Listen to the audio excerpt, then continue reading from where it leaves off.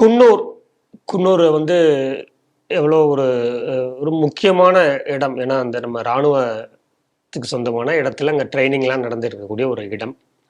அந்த இடத்துல ஒரு போலி இராணுவ அடையாள அட்டையோடு ஒரு நபரை வந்து இந்து முன்னணியை சேர்ந்த ஒருவர் பார்த்துருக்காரு. அவர் மேலே சந்தேகம் வந்திருக்கு. காவல்துறைக்கு தகவல் தெரிவிச்சிருக்காரு. அவரை வந்து காவல்துறை கஸ்டடிக்கு கொண்டு போயிருக்காங்க. போலி அடையாள அட்டையோடு இருந்திருக்காரு. தஜால் அப்படிங்கிற பேரில் இருந்திருக்காரு. இந்த செய்தி எப்படி சார் பார்க்குறீங்க? இது பத்திரிகையில் வந்திருக்கு. இராணுவத்துள்ளே ஜிகாதிகளினுடைய ஊடுருவல். போன கேள்விக்கு சொன்ன அதே பிறகு தான். அது லவ்வாக இருக்கட்டும், இது இராணுவமாக இருக்கட்டும். ஏற்கனவே இராணுவத்துக்குள்ளே இதை பற்றி நிறைய பிரச்சனைகள் இருந்து கொண்டு இருக்கிறது. எங்கெங்கே இருக்காங்க, இப்போ காஷ்மீர் மாதிரி இடத்துல எவ்வளோ ஜாக்கிரதையாக இருக்க வேண்டி இருக்குங்கிறதெல்லாம் நமக்கு தெரியடுது. அவங்க வந்து அவர்கள் வேலையை அவர்கள் பார்க்குறா. இவர் வந்து அந்நியர் கிடையாது. இதுவரைக்கும் இவர் வந்து பங்களாதேஷியோ பாகிஸ்தானோ என்று சொல்லப்படலை, இஸ்லாமியர் என்று மட்டுமே சொல்லப்பட்டிருக்கிறது. ஆனால் இவர் போலியாக இராணுவ அட்டை வைத்திருந்தார்னா உள்ளே இருந்தாரா, போனாரா, எதை பார்த்தாரு, என்ன படம் பிடிச்சார், யாருக்கு அனுப்பினாரு, கைதி நடந்திருக்கிறது. அதனால இவர்களை பற்றின விழிப்புணர்வு மீண்டும் மீண்டும் சமுதாயத்துக்கு தேவை. எல்லா இடத்துலையும் இந்த கேன்சர், ஜிகாதி கேன்சர் இல்லாத இடமே இல்லை.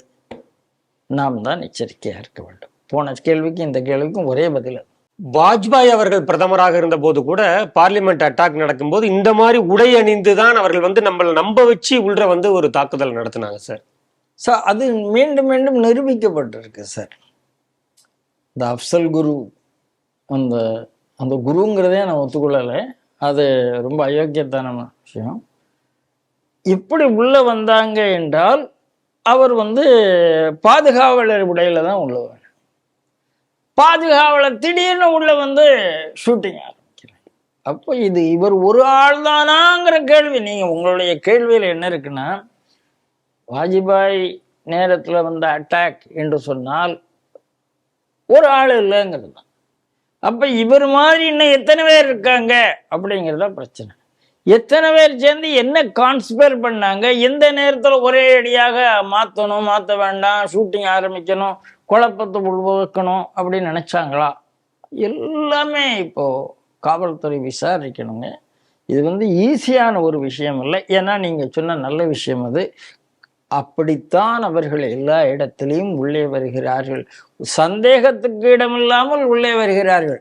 இப்ப என்ன, அவர் வந்து எங்க போய் சார்ஜிங் போட, மொபைல் சார்ஜ், அதை எங்க கொடுக்குற இடத்துல இவருக்கு சந்தேகம் வருகிறது. ஏன்னா இவர் இந்து முன்னணியை சேர்ந்தவர் என்பதால் நேரடியாக சொல்லுங்க, அந்த சந்தேகம் வந்திருக்கு இவருக்கு. அந்த சந்தேகம் சாதாரண பொதுமக்கள் இந்த சந்தேகம் வந்திருக்காது. அதுதான் பிரச்சனை. சந்தேகம் வரணுங்கிறதா இங்க உள்ள பிரச்சனை. ஒரு சார்ஜ், சரி, அந்த சார்ஜில் கொடுக்குற இடத்துல என்ன, அவர் எதுக்காக அது சார்ஜ் பண்றாரு, அதுல ஏதாவது ஆப்ரேட் பண்ணதுக்கான வாய்ப்பு இருக்கு? எதுவுமே இன்னைக்கு சொல்ல முடியாதுங்க. அதனால இந்த மாதிரி சம்பந்தம் இல்லாமல் ஒரு சார்ஜ் கொடுத்தா கூட நீங்க யோசிக்க வேண்டியிருக்கு. அதைத்தான் அந்த இந்து முன்னணி பிரமுகருக்கும் என்னுடைய வாழ்த்துக்கள். இது போன்ற விழிப்புணர்வு தான் சமுதாயத்துக்கு தேவை.